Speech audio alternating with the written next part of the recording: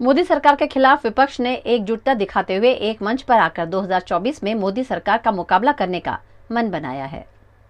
पटना में विपक्षी पार्टियों की पहली बैठक आज शुक्रवार को खत्म हो गई है। मुख्यमंत्री आवास में 2.5 घंटे तक चली बैठक में 15 पार्टियों के नेता मौजूद रहे। अब विपक्षी एकता की दूसरी बैठक शिमला में होगी। ये बैठक 10 से 12 जुलाई के बीच हो सकती है। बैठक के बाद पार्टियों की संयुक्त प्रेस कॉन्फ्रेंस में नीतीश कुमार ने कहा कि एक साथ चलने की बात हुई है, एक साथ चुनाव लड़ने की सहमति बन गई है। अगली मीटिंग सब पार्टियों की एक और जल्दी की जाएगी। इस मीटिंग में अंतिम रूप दिया जाएगा, कौन कहां से कैसे लड़ेगा। राहुल गांधी ने इस पर कहा कि हिंदुस्तान की नींव पर हमला हो रहा है, बीजेपी आरएसएस आक्रमण कर रही है।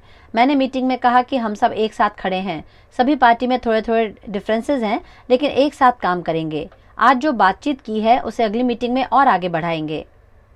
ममता बनर्जी ने इस मौके पर कहा कि नीतीश कुमार ने बहुत अच्छे तरीके से मीटिंग का आयोजन किया है। पटना से ही जन आंदोलन शुरू होता है। दिल्ली में कई बार मीटिंग हुई लेकिन उसका कोई निष्कर्ष नहीं निकला। आज की मीटिंग में 3 चीजें क्लियर हुई। पहला, हम एक हैं। दूसरी, हम एक साथ लड़ाई करेंगे। तीसरी, जो भी पॉलिटिकल एजेंडा बीजेपी लाए, हम लोग साथ मिलकर उसका विरोध करेंगे। इस लड़ाई में अपना खून बहाना पड़ा तो बहाएंगे। आज इतिहास का बड़ा दिन है। सभी नेता एक होकर हम आगे चुनाव लड़ने की एक कॉमन एजेंडा तैयार कर रहे हैं और हम 10 या 12 तारीख को फिर हमारे इसमें हिमाचल में शिमला में हम वहाँ फिर मिल रहे हैं। तो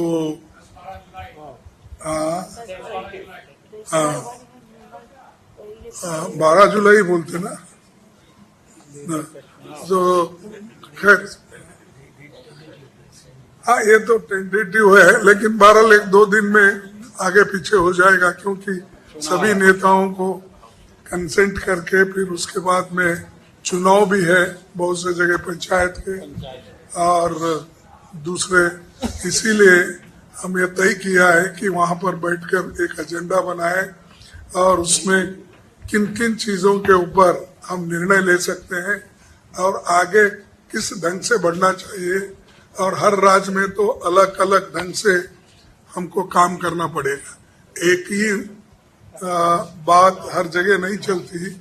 तो उसके लिए भी हम ये करेंगे कि तय करेंगे कि तमिलनाडु में स्ट्रेटजी क्या होना चाहिए, यूपी में क्या होना, बिहार में क्या होना, कश्मीर में क्या होना, ऐसा हर जगह, महाराष्ट्र में क्या, ये ऐसा सभी स्ट्रेटजी करके एक निर्णय लेंगे और आगे भी फिर इस यूनिटी को बढ़ाने के लिए हम लोग पूरे काम करेंगे।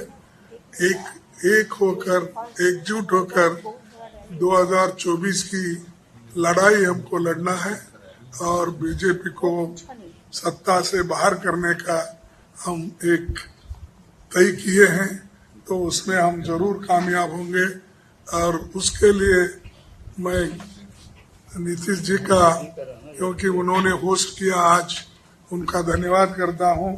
और सारे और बहुत से हमारे नेता, मैं अभी जैसा बोला कि स्टालिन वहां से आते तमिलनाडु से, तो उमर अब्दुल्ला साहब और महबूबा मुफ्ती साहब उन्होंने कश्मीर से आते, तो सारा देश इसमें जुड़ा है। जहाँ जहाँ राहुल गांधी भारत जोड़ो यात्रा किए है वो पूरे लोग आए नेता वहां से। तो ये है, तो ये पूरा हम आगे करने का इरादा है। मैं ज्यादा कुछ और नहीं कहता, जो कुछ कहना है उन्होंने कहा है और आगे राहुल गांधी जी कुछ बात करें। सब पार्टी के वरिष्ठ नेता यहाँ जो आए हैं उन सबका स्वागत, आप सबका स्वागत। नीतीश जी ने आज लंच में हमें बिहार की सब डिशेस खिला दी। लिट्टी चोखा, उनका स्पेशल गुलाब जामुन, तो उसके लिए बहुत बहुत धन्यवाद। देखिए, जैसे आप जानते हैं, हिंदुस्तान की नींव पर आक्रमण हो रहा है, फाउंडेशन पर इंस्टीट्यूशंस पर, आवाज पर बीजेपी और आरएसएस आक्रमण कर रही है। मैंने मीटिंग में भी कहा, यह विचारधारा की लड़ाई है और इसमें हम सब एक साथ खड़े हैं। हम में जरूर थोड़ी थोड़ी डिफरेंसेस होंगी, मगर हमने ये निर्णय लिया है कि हम एक साथ काम करेंगे, फ्लेक्सिबिलिटी के साथ काम करेंगे और जो हमारी विचारधारा है, जिसको हम शेयर करते हैं, उसकी हम रक्षा करेंगे। जैसे खारगे जी ने कहा, नीतीश जी ने कहा, कुछ ही समय में अगली मीटिंग होगी और ये जो आज हमने बातचीत की उसको हम थोड़ा और गहराई में ले जाएंगे। मगर ये एक प्रोसेस है, ऑपोजिशन यूनिटी की एक प्रोसेस है और ये अब बहुत गहरी तरीके से आगे बढ़ने जा रही है। आप सबका धन्यवाद। गुजरात के वडोदरा के मंगल पांडे रोड पर बनाए गए अगोरा सिटी सेंटर द्वारा किए गए अतिक्रमण पर एक बार फिर विश्वामित्री बचाओ कमेटी ने कॉरपोरेशन में आवेदन पत्र देते हुए इस निर्माण को क्यों हटाया नहीं जा रहा है, इस पर सवाल खड़े किए हैं। गुजरात की वडोदरा में कारेली बाग से समा को जोड़ते हुए मंगल पांडे रोड पर वडोदरा म्यूनिसिपल कॉरपोरेशन द्वारा स्लम रिहेबिलिटेशन पॉलिसी अंतर्गत पब्लिक प्राइवेट पार्टनरशिप के तहत 39,685 स्क्वायर मीटर जमीन में विस्थापितों के लिए आवास कमर्शियल रेसिडेंशियल निर्माण का काम मानव इंफ्रास्ट्रक्चर प्राइवेट लिमिटेड को दिया गया है। यहाँ कई विस्थापितों को आवास मिल भी गए हैं, वहीं कमर्शियल और रेसिडेंशियल निर्माण अभी भी जारी है। अगोरा सिटी सेंटर के रूप में जाने जाते इस निर्माण पर पिछले कई सालों से अवैध निर्माण के आरोप लगते रहे हैं। अगोरा सिटी सेंटर निकट ड्रेनेज की चैम्बर 3 फुट ऊंची डाइनिंग टेबल जैसी बना दी गई है और 10 फीट जितनी सड़क की चौड़ाई पर 900 फुट तक अतिक्रमण किया गया है। 5 साल में यहाँ 10 जितने जानलेवा हादसे भी हो चुके हैं, जिसमें 3 लोगों की मौत भी हुई है। ऐसे में विश्वामित्री बचाओ समिति द्वारा वडोदरा महानगर पालिका के म्यूनिसिपल कमिश्नर दिलीप राणा को आवेदन देकर मामले पर फिर एक बार ध्यानाकर्षण कराते हुए अतिक्रमण हटाने पर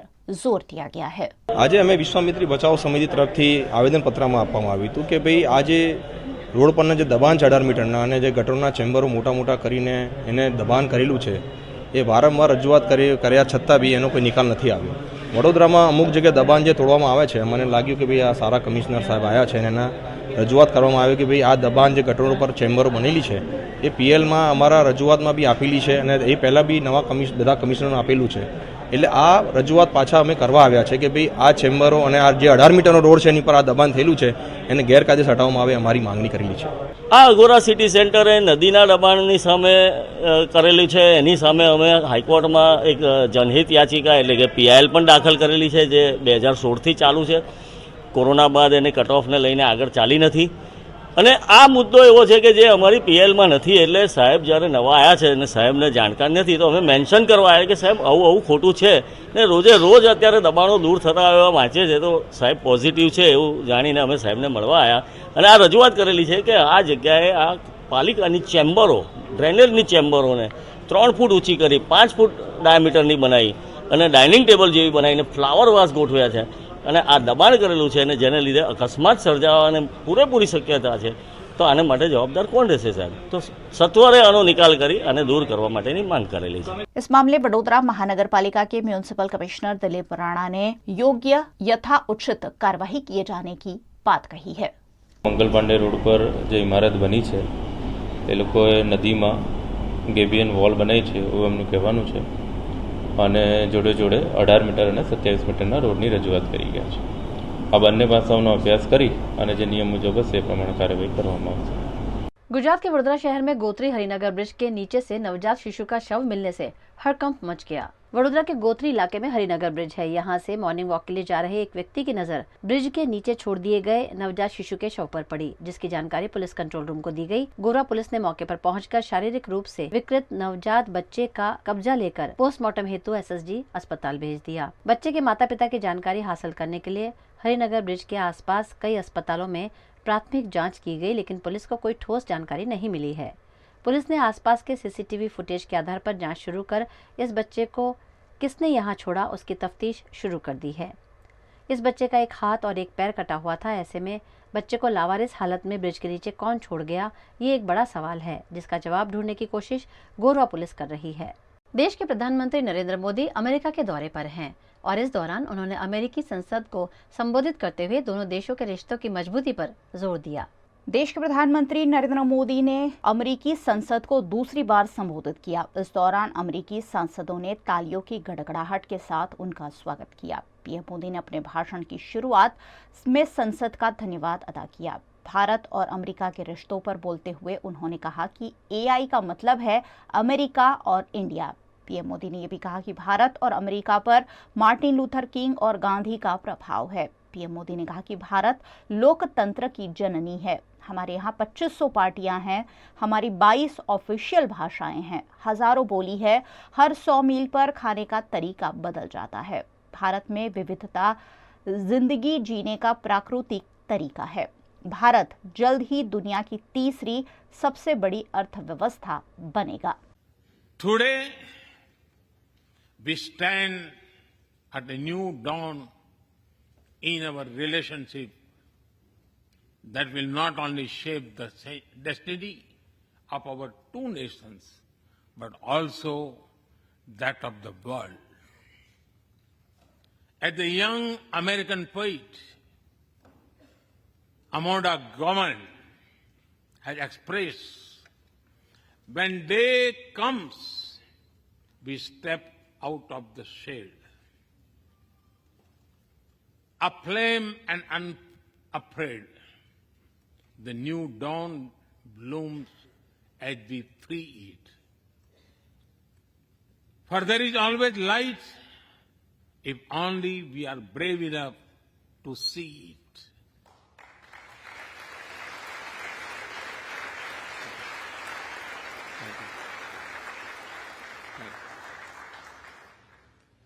Our trusted partnership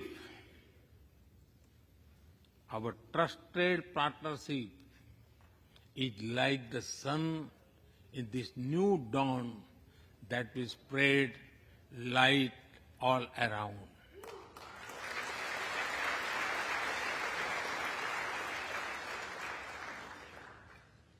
I am reminded of a poem that I once wrote. आसमान में सिर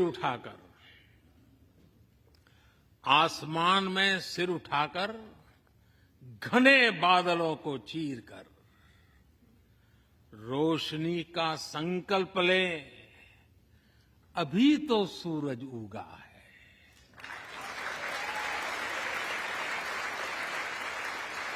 अभी तो सूरज उगा है। दृढ़ निश्चय के साथ चलकर हर मुश्किल को पार कर घोर अंधेरे को मिटाने अभी तो सूरज उगा है।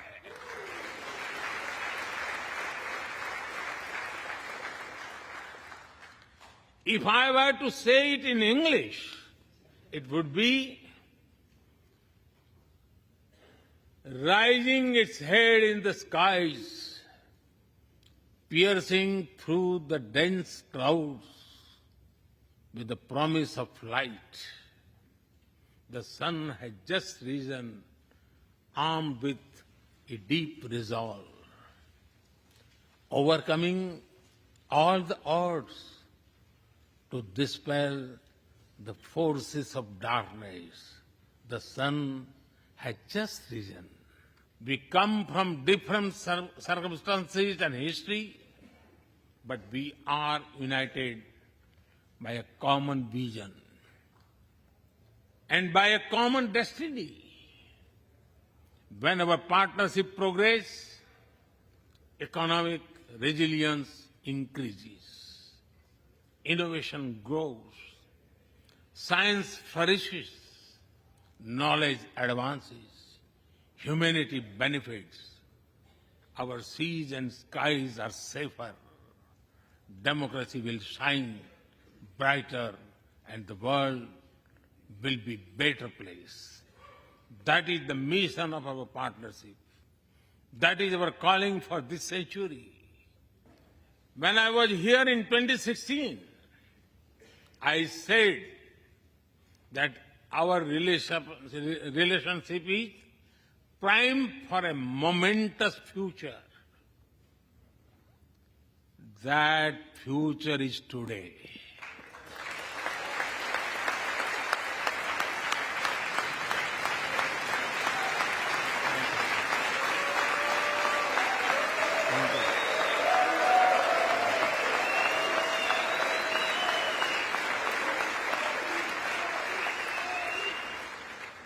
Thank you once again, Mr. Speaker, Madam Vice President, and the distinguished members of this honor. God bless America. Jai Hind. Long live India-US friendship. Thank you.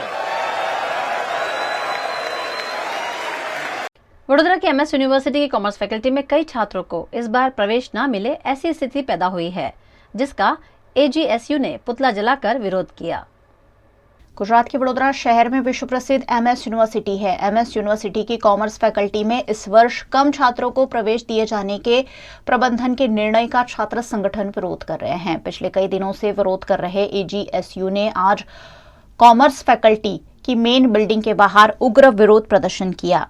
छात्रों ने नारेबाजी करते हुए पुतला दहन कर मामले का विरोध जताया। नहीं चलेगी, तानाशाही नहीं चलेगी। विद्यार्थियों के सम्मान में एजीएसयू मैदान में, विद्यार्थियों के सम्मान में एजीएसयू मैदान में मांगते, हम हमारा हक मांगते, नहीं किसी से भीख मांगते। न्याय आपो, न्याय आपो, विद्यार्थियों के न्याय आपो। यहाँ पे डीन सर और वीसी सर का पुतला जलाया गया है और गुजरात स्टूडेंट यूनियन द्वारा ये आंदोलन किया जा रहा है। जब तक यहाँ पे सीट की अरेंजमेंट नहीं होगी, VC sir dean sir answer नहीं देंगे सीटों के लिए, यहाँ पे ऑल गुजरात स्टूडेंट यूनियन आज रोज ये सब आंदोलन किया गया है और नेक्स्ट टाइम कि जितने टाइम तक ये सीट अवेलेबल नहीं होगी तब तक ये आंदोलन चलता रहेगा। ऑल गुजरात स्टूडेंट यूनियन यहाँ पे रहेगा।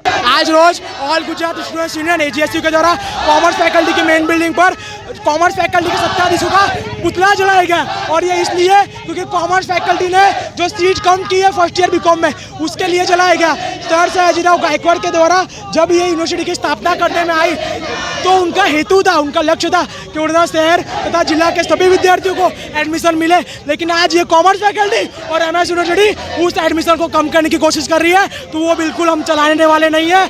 ऑल गुजरात स्टूडेंट्स यूनियन एजीएसयू तथा मैं Pankaj Jaiswal FR commerce faculty आज जो हमने पुतला जलाया है, अगर आने वाले कल तक हमारी मांग को स्वीकारा नहीं गया, फर्स्ट ईयर बीकॉम में एडमिशन की सीटें बढ़ाई नहीं गई, तो इससे भी ज्यादा उग्र आंदोलन हम करेंगे। छात्र संगठन एजीएसयू के उग्र विरोध प्रदर्शन के चलते मौके पर पुलिस भी पहुंची और पुलिस और छात्रों के बीच जमकर घर्षण देखने मिला। कई छात्रों को पुलिस ने हिरासत में भी लिया है।